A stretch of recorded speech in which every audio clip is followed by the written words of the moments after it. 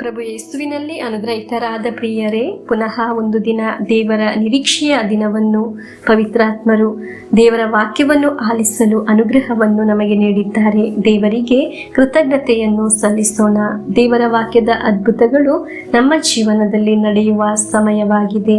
ಬಹಳ ಸಂತೋಷದಿಂದ ದೇವರ ವಾಕ್ಯವನ್ನು ಆಲಿಸಲು ಸಿದ್ಧರಾಗೋಣ. ನಮ್ಮ ಪ್ರಾರ್ಥನಾ ಅವಶ್ಯಕತೆಗಳನ್ನು ಎಲ್ಲವನ್ನು ದೇವರ ವಾಕ್ಯದಲ್ಲಿ ಸಮರ್ಪಿಸಿ ಪ್ರಾರ್ಥಿಸೋಣ. ದೇವರ ಶಕ್ತವಾದ ಸಹಾಯ, ಕರುಣೆ, ಸಲುಗುವಿಕೆ ಈ ವಾಕ್ಯದಲ್ಲಿ ನಮಗೆ ಲಭಿಸಲಿ. ಅನೇಕರ ಅವಸ್ಥೆ ಅಳಲು ನಗಲು ಸಾಧ್ಯವಾಗದ ಒಂದು ಅವಸ್ಥೆ.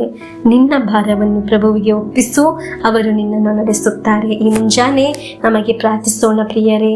ದೇವರ ಕರುಣೆ, ಅವರ ಕರವನ್ನು ಅನುಭವಿಸಲು ನಮಗೆ ಸಾಧ್ಯವಾಗಲಿ. ವಾಕ್ಯದಲ್ಲಿ ಸಂತೋಷವು ಆನಂದವು ನಮ್ಮಲ್ಲಿ ನೆರೆಯಲಿ. ಕೀರ್ತನೆಗಳು 9ನೇ ಅಧ್ಯಾಯ 10ನೇ ವಾಕ್ಯವನ್ನು ಆಲಿಸೋಣ. ನಿನ್ನನ್ನು ಅರಸುವವರನ್ನು ಹೇ ಪ್ರಭು, ನೀ ಕೈ ಬಿಡುವವನಲ್ಲ. ನಿನ್ನಲ್ಲಿ ಭರವಸೆ ಇಡುವವರು ನಿನ್ನ ನಾಮವನ್ನು ಅರಿತವರೆಲ್ಲ. ದೇವರನ್ನು ಹುಡುಕುವವರನ್ನು ದೇವರು ಕೈ ಬಿಡುವುದಿಲ್ಲ.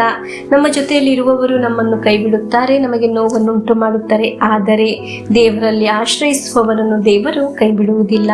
ದೇವರ ವಾಕ್ಯ ಆಲಿಸುವ ನಾವು ದೇವರನ್ನು ಹುಡುಕುವವರು ಆಗಿದ್ದಾವೆ. ನಮಗೆ ವಿಶ್ವಾಸಿಸೋಣ ಪ್ರಿಯರೇ. ಏನೆಲ್ಲ ಸಮಸ್ಯೆ ಬಂದರೂ ಕೈ ಬಿಡದ ದೇವರು ನಮ್ಮ ಜೊತೆಯಲ್ಲಿದ್ದಾರೆ. ಇದನ್ನು ನಾವು ವಿಶ್ವಾಸದಿಂದ ಸ್ವೀಕರಿಸುವಾಗ ದೇವರ ಕಾರ್ಯವು ನಮ್ಮ ಜೀವನದಲ್ಲಿ ಪ್ರಕಟವಾಗುತ್ತದೆ. ದೇವರೇ, ನಾನು ನಿಮ್ಮನ್ನು ವಿಶ್ವಾಸಿಸುತ್ತೇನೆ. ಪ್ರಿಯರೇ, ನಮಗೆ ದೇವರ ವಾಕ್ಯವನ್ನು ಅನೇಕರಿಗೆ ತಲುಪಿಸೋಣ. ದೇವರ ವಾಕ್ಯವನ್ನು ತಲುಪಿಸುವುದು ಎಂದರೆ ದೇವರನ್ನೇ ನಾವು ಅವರಿಗೆ ನೀಡುವುದಾಗಿದೆ. ಹಲ್ಲೆಲೂಯ. ನಮಗೆ ವಿಶ್ವಾಸದಿಂದ ದೇವರ ಆಶೀರ್ವಾದವನ್ನು ಸ್ವೀಕರಿಸೋಣ. ಪ್ರಭುವೇ, ನಮ್ಮ ವಿಶ್ವಾಸವನ್ನು ಹೆಚ್ಚಿಸಿರಿ ಎಂದು ಪ್ರಾರ್ಥಿಸೋಣ. ಆಮೇನ್. ನಮ್ಮ ಪ್ರಭು ಯೇಸು ಕ್ರಿಸ್ತರ ವರಪ್ರಸಾದವು, ದೇವರ ಪ್ರೀತಿಯು, ಪವಿತ್ರಾತ್ಮರ ಅನ್ಯೋನ್ಯತೆಯು ನಿಮ್ಮೊಡನ ಇರಲಿ.